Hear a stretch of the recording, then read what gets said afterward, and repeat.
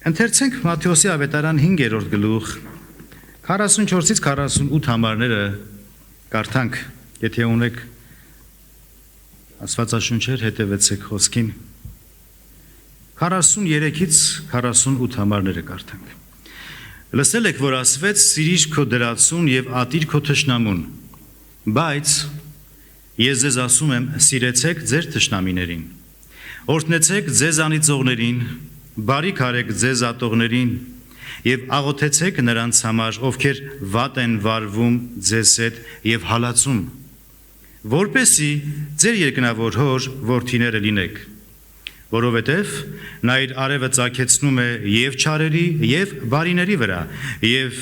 անձրև է ուղարկում թե արդարների եւ թե մեղավորների վրա, քանի որ եթե միայն ձեզ սիրողներին սիրեք, ինչ վարձք կունենաք, չէ որ մաքսավորներն էլ նույնն են անում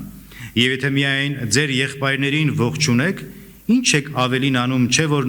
նույնիսկ մաքսավորները նույնն են անում, ուրեմն դուք կատարյալ եղեք, ինչպես կատարյալ է ձեր հայրը, որ երկնքում է, ամեն։ Թող Տեր օրհնի իր սրբազան խոսքը։ Դժվար բաների մասին ենք խոսելու։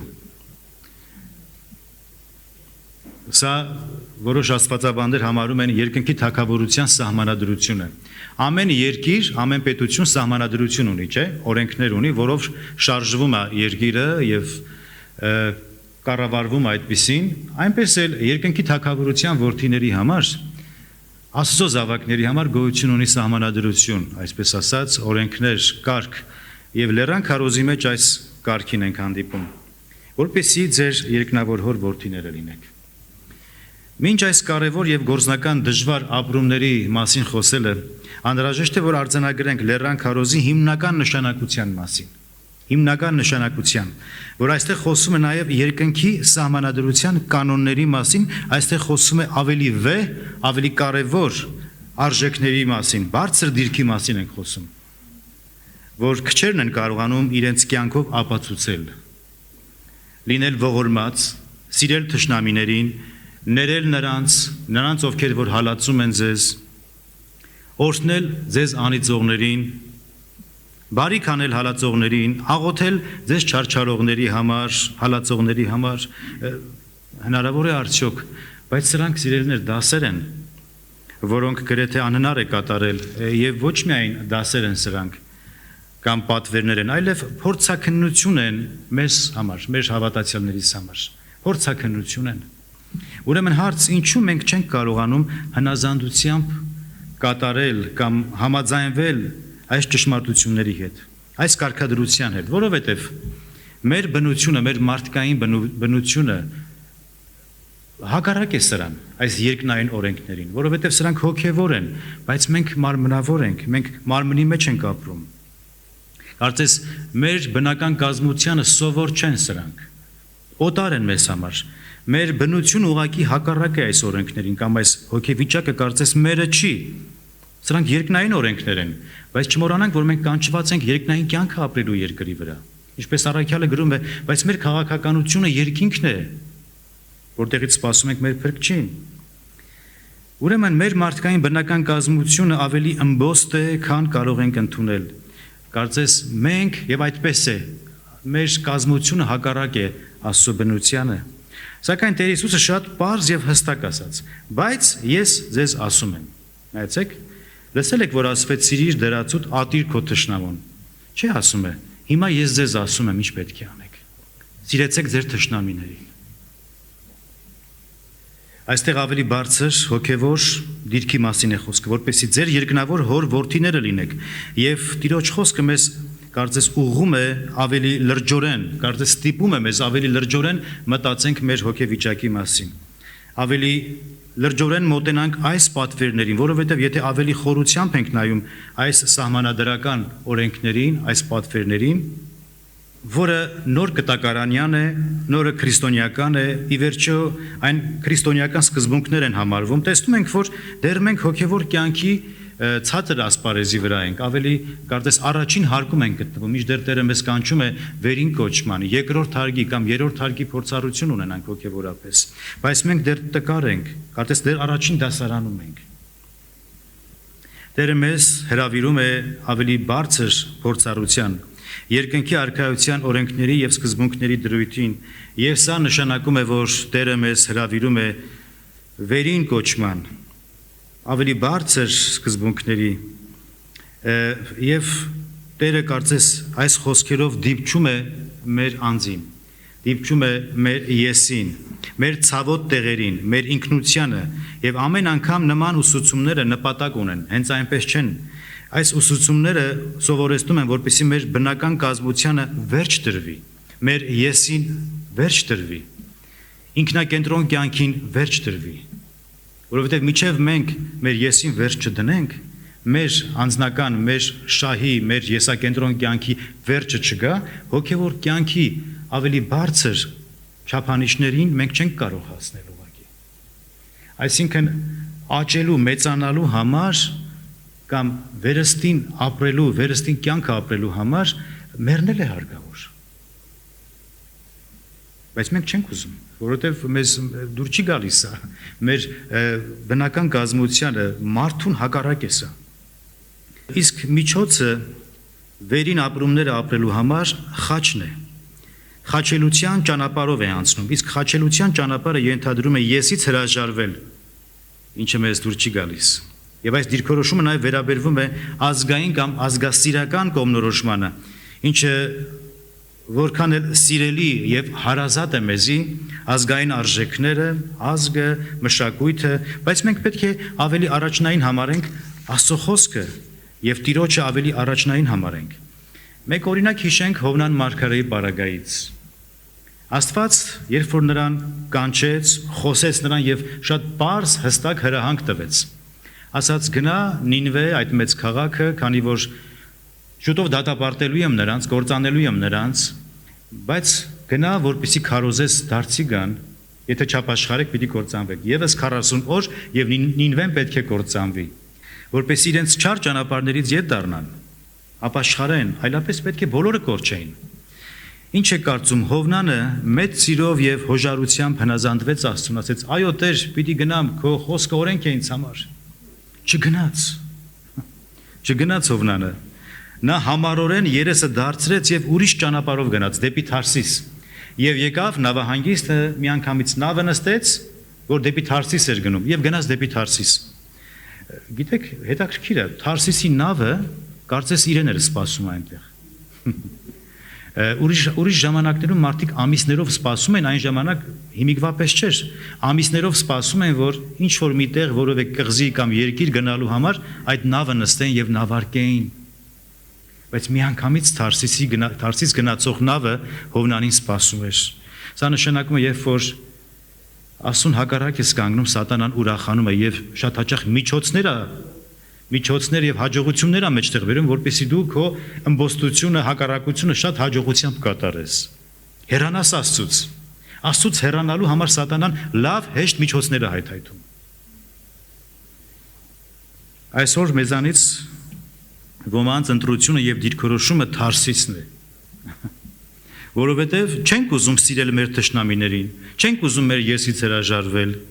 չենք կամենում, որ մեր հակառակորդները ապաշխարեն, մեր մարդկային բնությունը այսպիսին է, չարություն է սա, բայց այդպիսին սիրեց մեզի Տերը, մեր մեջ սիրվելիք բան չկար։ Մեր բնական կազմությունը նախընտրում է ավելի քաղաքական հարցերով զբաղվել, նյութական գործերով զբաղվել, ֆինանսական բարեկարգմամբ զբաղվել, շահավարճարությամբ զբաղվել, քան հոգևոր դիրքերում լինել, մերժել մարդկային բնությունը, մերժել եսը, եսակենտրոն կյանքի օրենքները։ Մենք կամենում ենք, որ շրջապատված լինենք լավ եւ սիրալիր բարեկամներով, ընկերներով։ Մենք ցանկանում ենք, որպեսզի մեր ճանապարհներին վարդեր բացվեն, մեզի ծափահարեն, մեզի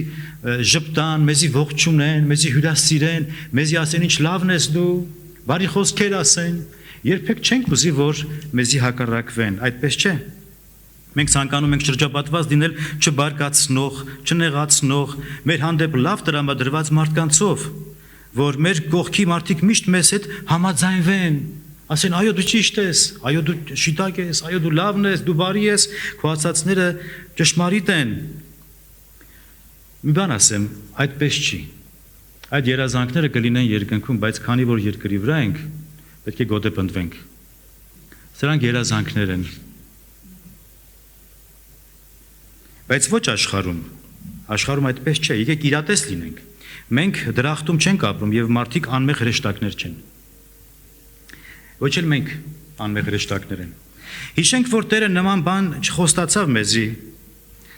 քանի դեռ այս երկրի վրա ենք ապրում, նեղություններ, հակառակություններ, ծանրություններ պետք է լինեն։ Մեր ճանապարհը նեղն է, ասեց նեղ ճանապարհը ընտրեք, չէ, նեղ դռնովներ մտեք, որը տանում է դեպի ընդարձակություն, դեպի կյանք, դեպի բարօրություն։ Եվ պետք է արձանագրենք կարևոր մի փաստ, որ այս աշխարհը անարդար աշխարհ է, այն սկզբունքորեն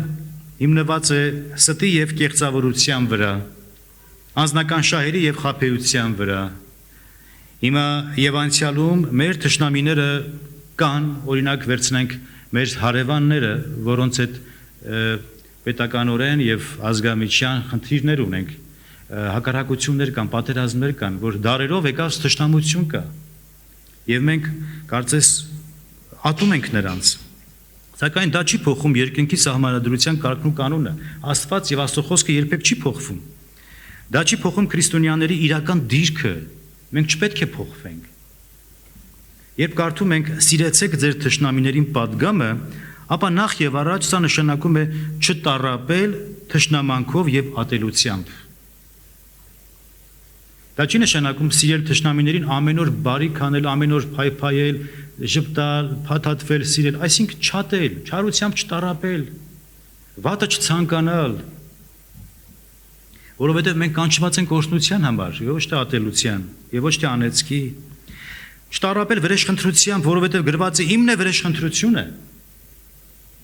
Բայց դժբախտաբար քրիստոնյաները ավելի հաճախ վրեժխնդիր են լինում։ Ահա, դու ինձի թարս նայեցիր, դու ինձի բարև չտվեցիր, հիմա դες գլխիդ ինչ եմ բերելու։ Սա վրեժխնդրություն է, սա քրիստոնեական չէ, որովհետև Տիրոջն է պատկանում վրեժխնդրությունը։ Ամենավատը ատելության հոգին է, որը քեզ կարող է հիվանդացնել։ Ատելությունը, չարակամությունը անձի ոսկորների փթության պատճառ է դառնում, սիրելիներ, անձնական հիվանդության պատճառ է դառնում։ Ինչպես կարող ենք մենք երկնավոր հոր որդիները լինեն, եթե աշխարհային դիրքորոշմամբ ենք առաջնորդվում եւ մեր բնական կազմությանը տեղի ենք տալիս, բարկությանն ենք տեղի տալիս, վրեժխնդիր ենք լինում եւ դրանով մենք ավելի ուրախացնում ենք սատանային եւ ոչ թե Աստծուն։ Հակառակորդին ենք ուրախացնում կարծես։ Եթե այսօր մեր ազգի հանդեպ մեր հարևան պետությունն է ոտնձգություն անում, մենք պետք է պաշտպանենք մեր երկրի սահմանները, մեր իրավունքները, հակառակորդի հարձակումներից պաշտպանված լինենք։ Վաղը կարող է մի ուրիշ ազգ, մի ուրիշ ազգային թշնամանք լինի եւ հարձակվեն մեր երկրի վրա։ Ուրեմն ինչ է առաջարկում բոլորի հանդեպ ատելությամբ եւ թշնամանքով լեցվենք։ Մեր բոլոր անլուծելի խնդիրները, դժվարությունները մենք պետք է Տիրոջը հանձնենք։ Թե լինի ազգամիջյան հարցեր, թե քաղաքական հարցեր, թե ընտանեկան կամ սոցիալական հարցեր, ամեն բան Տիրոջ ոտքերի առաջ պետք է բերենք, որպես քրիստոնյա հավատացյալներ, որովհետև մենք ունենք Աստված, ով ավելի մեծ է, քան որևէ խնդիր։ Չներելը, ատելությունը, թշնամանքը նախ եւ առաջ վնասում է մեր հոգուն, մեր հոգևոր վիճակին, մեր մարմնին, մեր մտքին։ Ուստի Տերը մեր բարօրության համար է այս պատվերները սովորեցնում։ Այս բոլոր օրենքները, լեռան քարոզը մեր բարօրության համար է։ Ի վերջո մենք Աստծո զավակները լինելով մեր երկնավոր Հորը պետք է նմանվենք։ Եվ ոչ թե հակառակորդին, մարդասպանին, որ սատանան է։ Չենք խոսում փրկության մասին, այլ երկնքի արքայության մեջ վարձատրության մասին, որպես Աստծո զավակներ, ինչպիսի դիրքորոշում, ինչպիսի հոգեվիճակ պետք է ունենանք, ինչպես պետք է վարժեցնենք մեր հոգևոր կյանքը։ 46-րդ խոսքում կարդացինք. Քանի որ եթե միայն ձեզ սիրողներին սիրեք, ինչ վարձք կունենաք, չէ՞ որ մաքսավորներն էլ նույնն են անում։ Եթե միայն ձեզի սիրողներին սիրեք, ապա ինչ վարձք կունենաք։ Այսինքն անաստված մարդիկ էլ նույնն են անում, պետք է տարբերվենք, թե չէ։ Շատ հաճախ մտածում ենք, որ թշնամիների վրա չպետք է արև ծագի, թող նրանց արմատը չորանա, թող նրանց վրա չանձրևի, արև չծակի, թող սովամահ լինեն եւ ոչնչանան եւ այլն, սակայն Աստծո խոսքը ճիշտ հակառակն է ասում։ Նայեցեք ինչ է ասում։ Ասում է, որպեսզի ձեր երկնավոր հոր որդիները լինեք, որովհետև նա իր արևը ծագեցնում է եւ չարերի եւ բարիների վրա, եւ անձրև է ուղարկում թե արդարների եւ թե մեղավորների վրա։ Այսինքն Աստծո ողորմությունը, Աստծո շնորհքը տարածված է ամբողջ մարդկության վրա։ Այո, գգա ժամանակը դատաստան պետք է իրականանա եւ Տերը իր արդար դատաստանը պետք է բերի։ Զաքարիայի մարգարեության մեջ այսպես ենք կարդում, Զաքարիայի 14-17-ից 18 խոսքում, որ ամբարիշների վրա արև չի ծագելու եւ անձրև չի տեղալու եւ այս բաները պետք է իրականանան Քրիստոսի թագավորության ժամանակ, որովհետեւ դատաստանը, վրեժխնդրությունը, արդարադատությունը Աստծուն է պատկանում եւ ոչ թե մեզ։ Բայց մենք դեռ շնորհքի ժամանակաշրջանում ենք ապրում, Աստծուց արդար չփորձեք լինել, չենք փորձում լինել, Աստված արդար է։ Վրեժխնդրությունն ու արդարությունը Աստծո գործն է։ Պարզապես մեր մարդկային բնությունը չի կարողանում հաշտվել այս ճշմարտության հետ կամ այս մտքի հետ։ Ամեն գնով փորձում ենք արդարացնել մեր հայացքները, ամեն գնով փորձում ենք արդարացնել մեր որոշումները, մեր ասելիքները։ Մենք մեզի արդարացնում ենք։ Մեր հայացքները, մեր արդարությունը, մեր ազգասիրությունը, իմը, մերը, իմ պրինցիպները, անտեսելով Տիրոջ շնորհքն ու իմաստությունը։ Ղուկասի ավետարան 6:35 Բայց դուք սիրեցեք ձեր թշնամիներին։ Այստեղ Տերը շատ հստակ է ասում, ուղղակի մեր բնական կազմությանը ցավ պատճառելով, մեր եսին դիպչելով։ Սա նման է հիվանդի, երբ որ գործողություն ես անում, օպերացիա ես անում։ Ինչքան ցավոտ է, ինչքան չսիրվելիք բան է, երբ որ բժիշկի դանակը քո մարմնիդ վրա բացվածքներ է տալիս, դեղորայք է օգտագործում, մի խոսքով ցավոտ է սա, տհաճ է, բայց մեր բարօրության համար է սրանք։ Այս խոսքերը դժվար ենք մենք վերցնում, բայց մեր օգուտի համար է։ Անցանկալի է, բայց օգտակար է, որովհետև սա է միակ միջոցը առողջանալու։ Բայց դուք սիրեցեք, բայց դուք ներեցեք, բայց դուք բարիք արեք, բայց դուք օրհնեցեք եւ մի անիծեք։ Եթե ոչ, բարձրալի որդիներ չեք կարող լինել։ Գիտեք, շատ հեշտ է ասել, Տերը մեզի սիրում է, Աստված սեր է, մեզի սիրում է, հալելույա, փառք Տիրոջ, երգեցինք, ուրախացանք, ծափ տվեցինք, գնացինք։ Բայց հոգևոր կյանքը ապրել է պետք։ Երկնքի սահմանադրությունը պահում ենք, թե չէ, արդյոք այս օրենքներով ենք մենք շարժվում։ Թե մի անգամից հարձակվում ենք մեզի նեղություն տվողներին, ատելությամբ ենք լեցված, նախանձով, չարակամությամբ եւ այլն։ Եվ սա նշանակում է կիրառել աստվածային կյանքը։ Նայեցեք, բանալին սա է, կիրառել աստվածային կյանքը մեր կյանքերի մեջ։ Երկնային կյանքը ապրելու համար աստվածային կյանքով պետք է ապրենք։ Մենք երկրի վրա ենք ապրում եւ մենք չենք կարող երկնային կյանք ապրել առանց աստվածային կյանքի մեր մեջ։ Երբ որ Աստծո խոսքը բնակվում է մեր մեջ, տարածված է մեր մեջ, սա նշանակում է աստվածային կյանքը մեզանում է։ Ունենալ Քրիստոսի սերը եւ այդ սերը մեծ վարձքի համար է։ Եթե մենք շատ բան չենք հասկանում, դա չի նշանակում պետք է հակադարձենք Աստծո խոսքին։ Թույլ տանք, որպեսզի ինքը Տերը ներգործի մեզանում, մեր կյանքի բոլոր ոլորտներում, ոչ թե ես, այլ Քրիստոս բանաձևը կիրառենք մեր կյանքերի մեջ։ Եվ խոնարհության եւ հնազանդության հետևանքն է, որպեսզի Տերը մեզանում ապրի, ինքը մեր փոխարեն որոշումներ կայացնի եւ ինքը ամբողջ մեր կյանքի ընթացքում ինքը ապրի։ Սա հոժարության եւ ճշմարիտ հավատքի հարց է։ Սա վստահության հետևանք է։ Մեկ խոսքով մեռած լինելու հետևանքն է, որ աստվածային կյանքը մեզանում է գալիս, որը միակ միջոցն է կյանքի ժառանգության համար։ Ուստի, ասած, կատարյալ եղեք, ինչպես ձեր երկնավոր հայրն է կատարյալ։ Եվ այս կատարելությունը վերաբերվում է աստվածային սիրուն, որ մեզ պատվիրված է, որպեսզի մենք նրա սիրո մեջ մնանք։ Այս կատարելությունը, այն կատարելությունը չի, որ մարդիկ դառնում են կատարյալ եւ այլևս այլևս անմեղադրելի, անբիծ եւ ոչ մի սխալներ չունեն, այլ սա պարզապես նշանակում է լեցվել Քրիստոսի սիրով։ Քանզի Քրիստոսի սերը մեզի կստիպե, գրում է Պողոս առաքյալը 2 Կորինթացիս 5-րդ գլխում։ Ուրեմն խոսելով երկնային արքայության մասին, երկնքի սահմանադրության մասին, ինչպես ձեր երկնավոր հայրն է կատարյալ, եւ այս կատարելությունը աստվածային սերն է, որ հավատացյալներից մեջ է բնակվում։ Ուրեմն Լեռան քարոզից էր, որ այս խոսքերը, որոնք վերաբերվում են երկնքի թագավորությանը, այն ուղղակի բարձրագույն պահանջ է, որ մենք պետք է լրացնենք։ Եվ այդ պահանջի պատասխանը աստվածային կյանքն է, որ ներգործում է հնազանդ զավակների մեջ։ Աստվածային կյանքը ըմբոսների հետ գործ չունի, աստվածային կյանքը հնազանդ զավակների մեջ է գործում։ Եվ ոչ թե մեր բնական կյանքերը։ Եվ միայն նրա աստվածային սիրո ներգործության արդյունքում մենք կարողանանք հաղթահարել այն արգելքը կամ այն խոչընդոտները, որ մեզանում է, որ արգելք է սիրելու համար, ներելու համար, նույնիսկ ներել թշնամիներին,